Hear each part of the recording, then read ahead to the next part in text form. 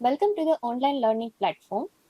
Myself, Dr. Peri, MPT in Cardiopulmonary, Assistant Professor at Subhadravan Suresh Chandra Institute of Physiotherapy. In last session, we have learned about diaphragmatic breathing.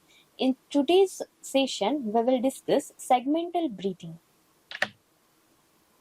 Hypoventilation occurs in certain areas of the lungs because of the chest wall fibrosis, pain, and muscle guarding after the surgery, atelectasis, and pneumonia. So these all are the causes. Due to these causes, the hypoventilation of the certain area of the lung will occur.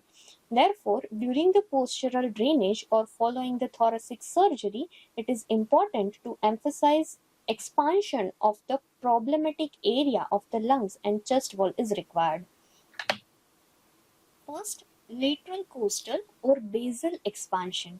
It can be carried out unilaterally or bilaterally. Here, unilaterally means one side of the lung, or bilaterally it is both the side of the lung. We will apply this technique.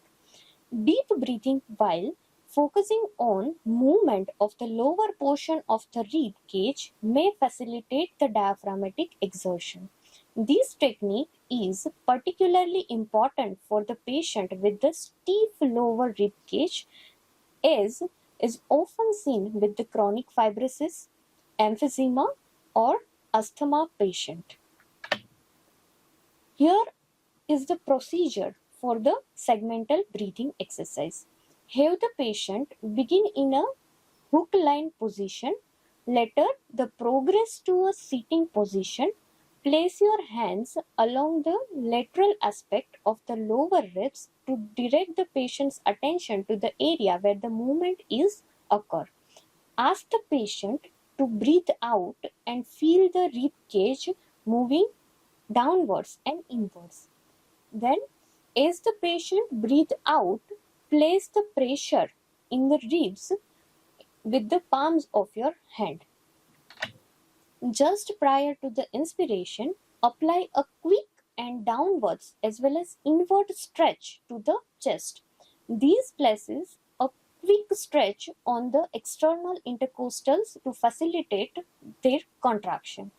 Apply light manual resistance to the lower ribs to increase the sensory awareness as the patient breathes in deep and chest expands and your ribs flares outside. When as the patients breathe out, assist by gentle sneezing or the squeezing of the rib cage in a downward and inward direction. Teach the patient how to perform this maneuver independently by placing his or her hands over the ribs or apply the resistance with the towel or belt around the lower ribs. In the figure, you can able to see where the hand placement should be. Here in the seating position, one side where the therapist is assisting to the patient in segmental breathing, and in another part, here patient can do by him or herself with the help of belt or with the help of towel. Then posterior basal expansion. Deep breathing emphasizing the posterior basal expansion is important for the post-surgical patient who is confined to bed in a semi-reclining position for the extended period of time, because the secretions often accumulated in the posterior segment of the lower ribs. So in those cases, the posterior basal expansion is required. In procedure, have the patient sit and lean forward on a pillow and slightly bending the hips. Place your hands over the posterior aspect of the lower ribs and follow the same procedure just described in the lateral costal expansion.